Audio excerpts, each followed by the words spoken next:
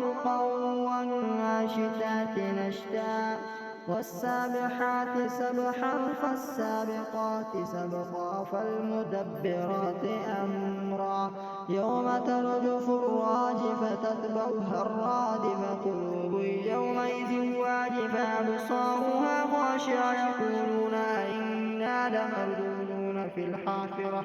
أإذا كنا عظاما نخرة قالوا تلك إذا كرة خاسرة فإنما هي زجرة واحدة فإذا هم بالساهرة هل أتاك حديث موسى إذ ناداه ربه بالواد المقدس طوى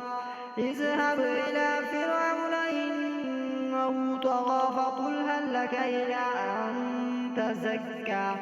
وأهديك إلى ربك فتغشى فأراه الآية الكبرى فكذب وعصى ثم أدبر يسعى فحشر فنادى فقال أنا ربكم الأعلى فأخذه الله نكال الآخرة والأولى إن في ذلك لعبرة لمن يخشى أأنتم أشد خلقا أم السماء بناها رفع سمكها فسواها وأغطش ليلها وأخرج ضحاها والأرض بعد ذلك دحاها أخرج منها ماءها ومرعاها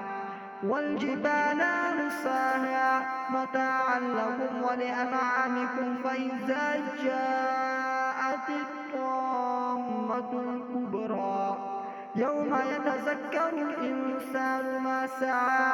وبرزت الجحيم لمن يرى فأما من طغى وآثر الحياة الدنيا